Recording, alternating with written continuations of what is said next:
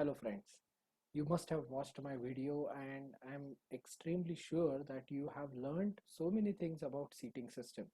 But I will tell you there is so much more in seating system than just this 90-minute session. Okay, so this was just an introductory session to give you an idea what actually happens in the industry.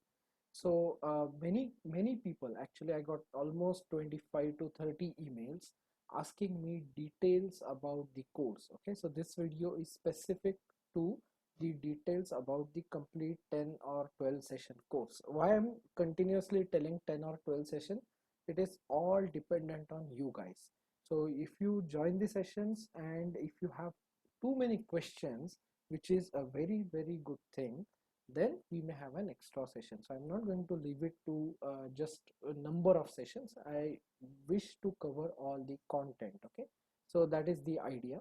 Now what are we going to cover? As you all know, seating system is the second costliest system, and we have to make sure that seating system is which is connected to the human body, that is the occupant, must be safe. So there are regulations. Now just the regulations are not making it costly. There is a comfort criteria. Okay, there is a durability criteria, there is a fatigue criteria, there is NVH criteria. Okay, so all these criteria apart from the regulation. So regulation is more concerned about safety, whereas the other aspects are more concerned about how you feel when you sit in the car. So that is all related to this seating system course. So we will understand the various mechanisms starting from head restraint, then we will go to lumbar support, then we will go to recliners, then we will go to the track adjustment, height adjustment, then there is knee adjust, sorry, the thighs adjustment. All these adjustment we will understand and how they play an important role in making seating system a very competent system in the whole of car assembly. Okay, the next part, once we understand what exactly every component does, there are specification to every single component. So there is a recliner which is having a recliner capacity, there is a latch for second row seats which is having a latch capacity, then there are tracks which are having a certain thickness, certain dimension, and then there are materials. Okay, so once we move to the components or the assemblies or the mechanisms, we are going to move to the materials. What various materials are used by various organizations, what is DP780, what is DP580, what is this DOCOL, what is HSLA, what is SC, all these specifications we will try to understand. Then we are going to, after materials, we are going to move forward and understand how exactly every regulation is getting defined. Okay, so God has not defined regulations for seat.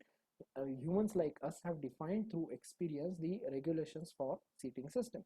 So what are the various regulations? We'll divide them in a dynamic test and a quasi-static test. Okay, so or a static test. So these are the two separations, and then we have various regulations fitting into it as per ECE, as per FMVSS, as per AIS, and so on. Okay, so I'll give you a complete comparison chart in Excel file free of cost in this session. Okay, so I'm going to provide you that, which will be more than sufficient for you for rest of your life. Okay, so there are not much amendments in seating system happening right now. The other important aspect is the seating system is not going to go anywhere. That means manufacturing is not going to stop even if there are electric vehicles. Okay, so you all are clear about that, right?